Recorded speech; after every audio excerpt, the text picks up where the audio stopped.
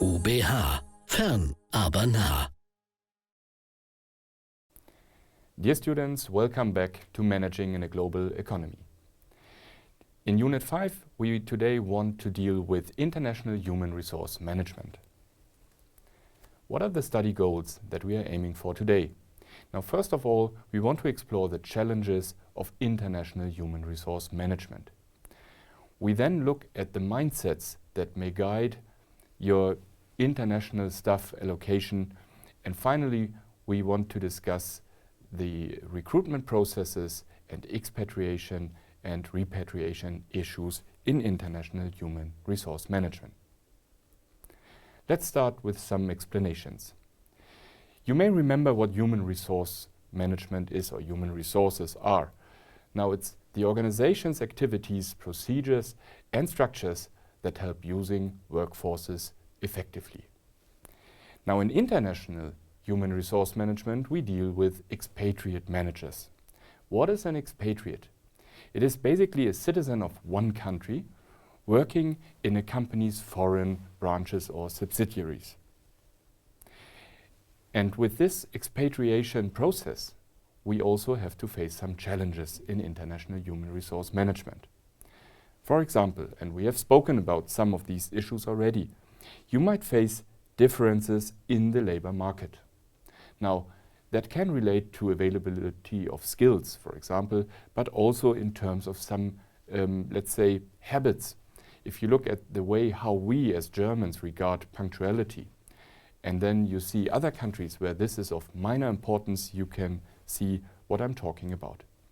Differences in culture mean, for example, that you go to a Muslim country and you find that, for example, Christmas is not an issue, is not anything that you would celebrate, and so people go to work while you, as an expatriate, want to celebrate this festival.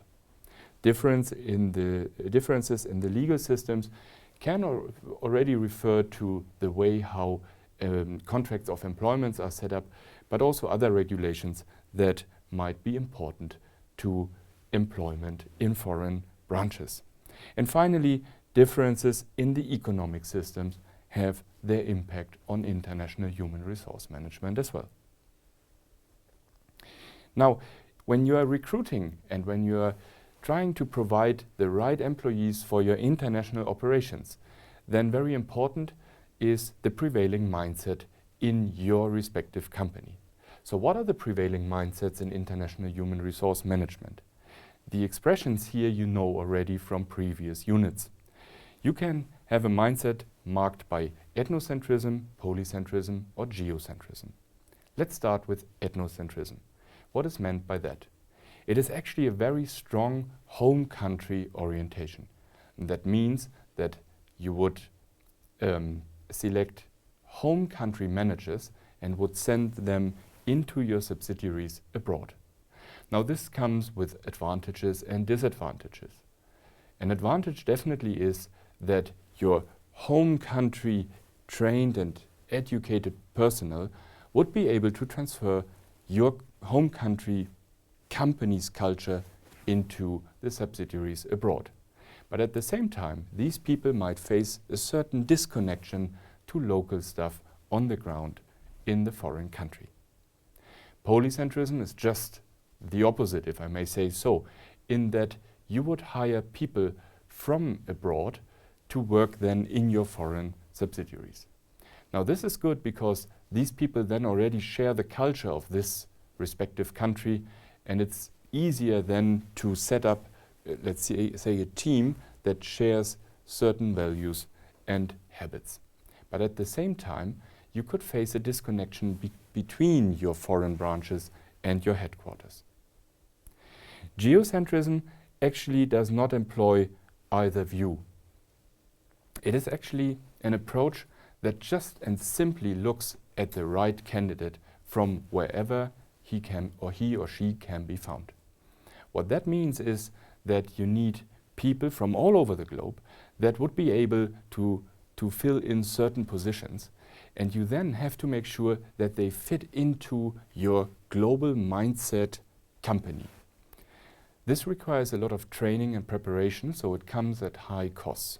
At the same time, it is probably the most suitable setup for a truly global company. Now, if we look at this, then the question is, what is actually, or what are the key characteristics of a global manager? What is required in order to be able to work globally? Keep in mind that a successful domestic manager is not necessarily successful when you send him or her abroad. What today is needed is called a global mindset. And with that is meant that you have complex cognitive abilities, but also a certain cosmopolitan perspective. Now, these characteristics are hardly to measure, and so we have some dimensions with which we might come closer to what we mean by a global mindset. First of all, such a manager should have some kind of self and others orientation. By that is meant a certain degree of reflection of oneself, but also of the persons I have to deal with, and that many times are so different in their behavior if it comes to international work. Now, with all that, we need a certain perceptual ability. What is meant by that? It's meant that you recognize and also appreciate differences, and that you know by your feeling how to settle in well in a context that might be completely different to what you are used to from your home country. And all that requires a certain kind of cultural toughness. If you are used to a normal German handshake, which might take 1.5 seconds maximum, then you must be able to overcome any kind of discomfort feelings if someone, for example, abroad in Africa or Asia, holds your hand for 1 minute. Just to give you one example. Now, cultural toughness is not only this. It also relates to your private life abroad, where you have to overcome many situations that are completely strange to you, and sometimes they give you a feeling of discomfort. If it comes to international human resource management, the processes of expatriation, sending someone abroad, and then repatriation, coming back to your home country, need to be addressed. Expatriation is a very expensive exercise. Think, for example, of all the preparation courses your employees have to undergo. Think of flights, but also of the benefits packages that you have to offer in order to motivate someone and to convince someone to go into a foreign subsidiary. It is important to keep in mind that many expatriation contracts fail. They are cancelled and people come back earlier than they wanted to be or to go. Why is that so? First of all, let me refer to some studies. They say that actually between 10 and 50% of expatriate contracts fail. Particularly high, these failure rates are in developing countries. Why is that so? It is the case because the circumstances there, the whole context is completely strange, and you might feel somehow lost in these totally diverse cultural and otherwise conditions that you are exposed to. Now, similarly important and many times overlooked by companies is repatriation. It must be thoroughly carried out because otherwise your qualified staff might not feel well when coming back into, for example, your headquarters or at least your home country operations. Why is that so? Now, an expatriate manager is used to be a very unique and appreciated person. He is sent abroad and he is perceived as an expert coming from a foreign country. He is somehow special. Coming back means you go into your formal structure of your home country, and there you might be somehow, in quotation marks, an average person. To cope with that is very difficult for many former expatriate managers. Let's look a bit deeper into expatriate failure. What are the key reasons? It might surprise you that the single most important reason for expatriate failure is that spouses have problems to adapt to the new environment abroad. And it's directly followed by upcoming family problems that might be happening in the host country or in your home country where, for example, parents may fall sick and you have to come back. Then some of the managers have problems to fit into the new environment. That also happens, and it should be avoided by all means due to the high cost of expatriation. Important and interesting to say that the lack of competence, yes, it is sometimes a reason for failure of expatriation, but it's of minor importance as compared to the aspects mentioned before. And then personal and emotional problems of managers, these are issues that many times come up in long-term contracts, and they can range from problems of alcohol abuse to other psychological problems caused, for example, by loneliness and other issues. Now, how can you counter the challenges of expatriate failure? First of all, you should carefully conduct the recruitment process, and that should include a psychological test.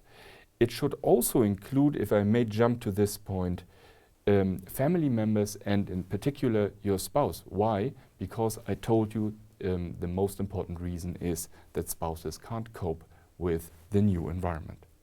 Cultural sensitivity must be tested, and that is not an easy task for recruiters, but it's very important to see whether someone is ready and open to new environments and to somehow merge into it. And then already in the recruitment process, you should address the most likely challenges in foreign countries. And that could be loneliness, homesickness, but also the disconnection of family and friends. Look, if you are going out, for example, with your family, then your children need to fit into a new school, and this new school comes maybe with another language that your children have to learn. So these issues need to be addressed already in the recruitment process. Now let's finally look at the instruments in international human resource management, and I want to mention 4. First of all, it's about the selection process. We have been talking about recruitment already. It is then about training and management development. We then look into performance assessment and finally into compensation. Let's start with the selection process. How can you actually assess whether or not a potential or a candidate has a global mindset?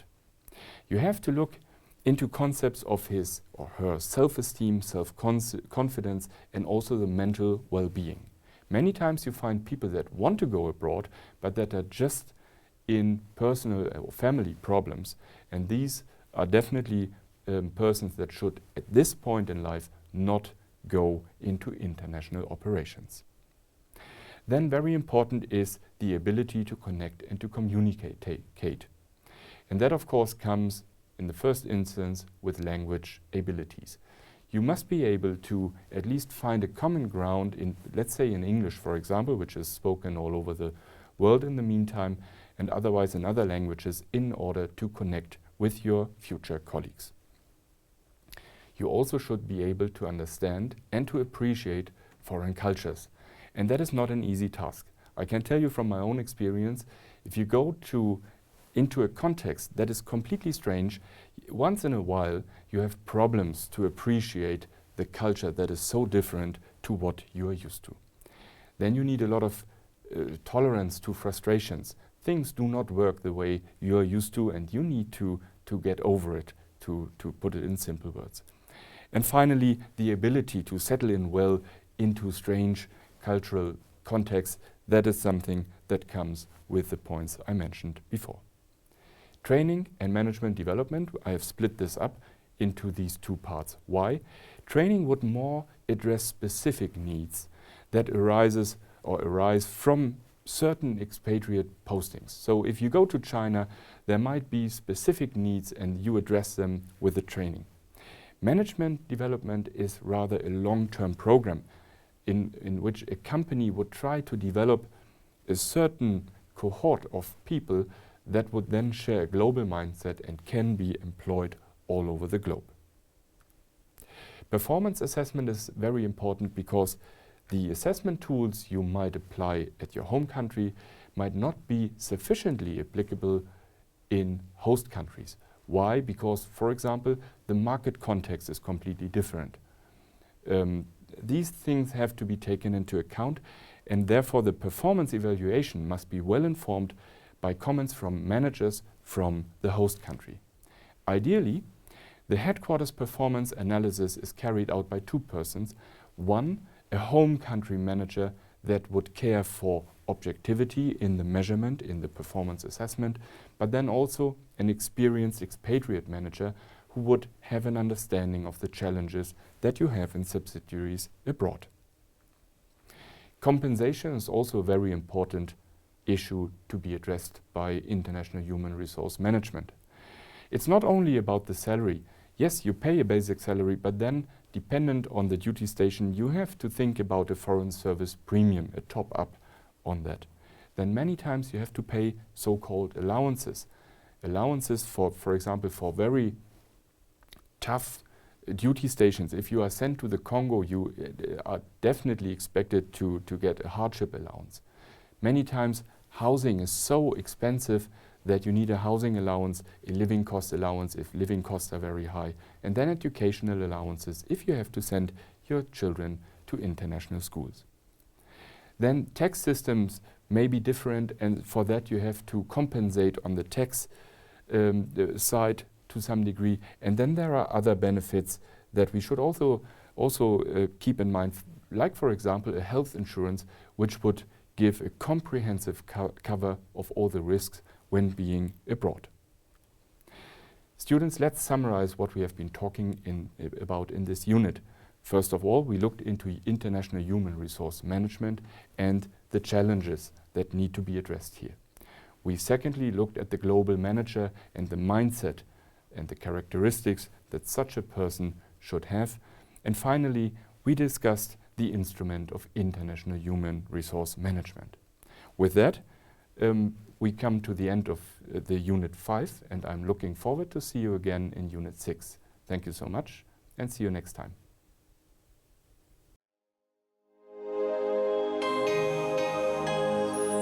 IUBH. Fern, aber nah.